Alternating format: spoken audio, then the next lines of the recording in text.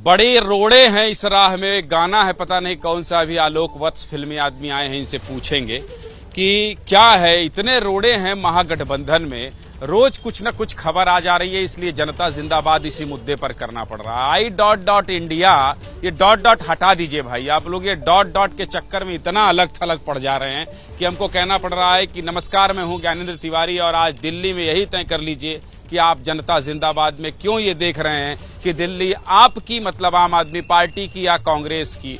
बहुत लफड़े, प्रवक्ता लड़ जा रहे हैं और इसकी आंच महागठबंधन तक चली जा रही है। अलका लांबा ये न कही होती कि 7 सीटों पर तैयारी करने का फरमान आ गया है तो सब कुछ ठीक रहता, और उधर प्रियंका कक्कड़ न कही होती कि इनके साथ ही क्यों जाना तो सब कुछ ठीक होता। आम आदमी पार्टी की प्रवक्ता और अलका लांबा, इन दोनों के बीच में जो बयान, सियासी बयान छिड़ गए, इसके बाद से ऐसा लगा कि डॉट डॉट वाले इंडिया गठबंधन से आम आदमी पार्टी और कांग्रेस अलग हो जाएगी और इसीलिए जनता जिंदाबाद करना पड़ रहा है। इसके अलावा भी प्रमुख बिंदु हैं, वो प्रमुख पॉइंट कौन से, वो मुख्य बिंदु कौन से, फुल स्क्रीन पर चला दीजिए और मैं आपको बता देता हूं कि इस वजह से मुझे जनता जिंदाबाद करना पड़ रहा है। देखिए, पहला बिंदु ये है कि I.Dot वाले इंडिया गठबंधन में फूट की चर्चा होने लगी है, जो कि मैं आपको बता ही रहा हूं, दिखा ही रहा हूं। दूसरा बिंदु क्या है, आम आदमी पार्टी के खिलाफ कांग्रेस के नेता बयान दे रहे हैं, मैं अभी आपको बता रहा था। तीसरा बिंदु क्या है, बीजेपी कह रही है केजरीवाल डर गए हैं, पता नहीं कौन किससे डर गया है। और चौथा क्या है, क्या नेताओं की तरह कांग्रेस और आप के कार्यकर्ता एक हो पाएंगे। सबसे बड़ा सवाल यह है कि नेता तो लड़ लेंगे, कार्यकर्ताओं का क्या। और पांचवा और अंतिम बिंदु यह है कि ऐसा माना जाता है कि दिल्ली जिसकी देश उसका होता है। ये जो बिंदु है वो आप इस पर चर्चा करेंगे, लेकिन सवाल यही है कि आखिर ऐसे बयानबाजी क्यों हो रही है, ऐसी बयानबाजी क्यों हो रही है जिससे टकराव की स्थिति बन जाए। और लड़ना किससे है आपको, लड़ना प्रधानमंत्री मोदी से है। लड़ना किससे है, 300+ सीट जिसके पास है और जो प्रधानमंत्री कभी ये कह दे रहे हैं कि तीसरे टर्म में मैं ये कर दूंगा और कभी ये कह दे रहे हैं कि यहां फिर से झंडा फहराऊंगा। इतने कॉन्फिडेंट नेता और इतने आत्मविश्वास से लबरेज बीजेपी को हराने के लिए अगर आपका आत्मविश्वास इससे डोलेगा तो कैसे चलेगा। लेकिन पहले आपको हम ये दिखाते हैं, सुनाते हैं, बताते हैं कि आज नेता क्या कह रहे हैं दिन भर सफाई में और एक दूसरे के आरोप प्रत्यारोप में। उसके बाद जनता जिंदाबाद में चर्चा की शुरुआत करते हैं। तो पहले नेताओं के तीर जो है किस पर कौन छोड़ा है ये सुन लीजिए, और उसके बाद जब यहाँ झगड़ा लड़ाई होगा तो इनके पास भी लेकर चलेंगे। पहले सुनिए कौन क्या बोला है।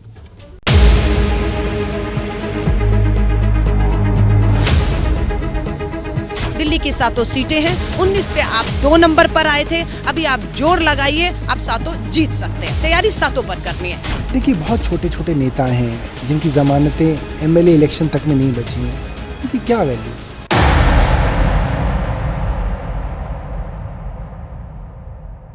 अगर उन्होंने डिसाइड कर लिया है कि दिल्ली में अलायंस नहीं करना तो फिर इंडिया अलायंस की मीटिंग का कोई मीनिंग ही नहीं रह जाता। मेरी तो समझ में नहीं आ रहा है कि आम आदमी पार्टी है, उनके जो हैं समझ के लिए मैं क्या कहूँ।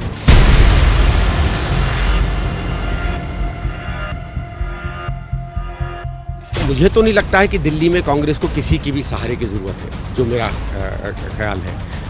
और हम लोगों का तो नज़र 2025 का चुनाव भी है, 2024 का भी है। मैं दावे के साथ कहता हूं कि 2024 में भी कांग्रेस पार्टी जीतेगी और 2025 में भी दिल्ली के मुख्यमंत्री चुनाव हारेंगे। अलायंस के लिए कांग्रेस आई थी हमारे पास, क्योंकि कांग्रेस का कोई अस्तित्व नहीं है दिल्ली में। कांग्रेस आप में वार पलटवार 24 की जंग में कौन कितना तैयार। दिल्ली सेवा बिल आपको याद है, दिल्ली सेवा बिल जो है आने से पहले पटना में जो बैठक हुई थी और सारे विपक्षी दल वहां इकट्ठा हुए थे, उस पर भी अरविंद केजरीवाल ने कहा था कि भाई इस पर हमारा साथ दीजिए, और अब साथ होत लेके और अब जो है ऐसा लग रहा है कि विरोध हो जाएगा। इसके अलावा आपको ये भी याद होगा कि पहली बार जब सरकार बनाई थी केजरीवाल ने, तब भी कांग्रेस की ही मदद से बनाए थे ना, जब पहली बार बनाए थे दिल्ली में। लेकिन लफड़ा है, हाँ, चाहे 49 दिन का बनाए चाहे 1 दिन का, मुख्यमंत्री तो बन ही जाता है ना राहुल जी। और मुख्यमंत्री बन गया तो फिर मुख्यमंत्री होता है। बनना है आपको, हैं? अभी तो राजनीति का विश्लेषण कर रहा हूँ। और देखिए, नहीं अभी नहीं देखेंगे भाई, आप तो एकदम तुरंत दिखाने लगते हैं, ये बोलने में बहुत माहिर हैं, थकते नहीं हैं। और इसके अलावा दिक्कत ये है ना कि जहां जहां आम आदमी पार्टी जा रही है वहां अगर नुकसान हो रहा है किसी का सबसे ज्यादा, तो नुकसान हो रहा है किसका, कांग्रेस का। अब पंजाब में देख लीजिए, कांग्रेस बेदखल हुई तो सरकार किसकी बन गई? आम आदमी पार्टी के। और दिल्ली में शीला दीक्षित इतने दिन तक रही और आया कौन? आम आदमी पार्टी लगातार आती जा रही। तो ऐसे में आम आदमी पार्टी से कांग्रेस का गठबंधन वैसे भी बहुत बड़ा दिल करके करना पड़ेगा। गलत तो नहीं बोल रहा हूं? चलिए परिचय करवा देता हूं। ये हमारे जो गेस्ट हैं ना, ये 5 मिनट से ज्यादा चुप नहीं रह सकते। इनको कोई डॉक्टर मिलेगा तो इलाज करवाऊंगा कि ये चुप रहने का कोई दवा हो दे दीजिए। देखिए इशारा करने लगेगी, बहुत हो गया ज्ञानेंद्र तिवारी तुम्हारा भाषण, अब आओ हमसे बात करो। तो चलिए नमस्कार कर लीजिए।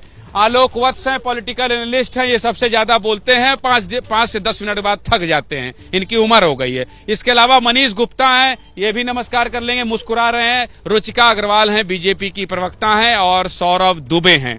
दूसरी तरफ अभिषेक तिवारी हैं, आम आदमी पार्टी के प्रवक्ता हैं, इनका ड्रेस लगातार बदलता जा रहा है, लगता है समृद्ध हो रहे हैं। और राहुल लाल हैं, पॉलिटिकल एनालिस्ट हैं, परविंदर सिंह सेठी अभी नहीं आए हैं, और सैयद जव्वाद साहब हैं, ये भी पॉलिटिकल एनालिस्ट हैं। जैसे ही घड़ी का काटा दोपहर 2:30 पे आए, बबीता जी का दिल सास बहू साजिश के लिए मचल जाए। और ये है इनकी बहू, पूरे दिन ऑफिस की टेंशन हो जाए गॉन जब ये करें अपना फेवरेट शो फ्री टाइम पे ऑन। इनकी तरह आप भी देखें अपना फेवरेट शो अपने टाइम पर, और डाउनलोड कीजिए एबीपी लाइव ऐप अपने स्मार्ट टीवी पर।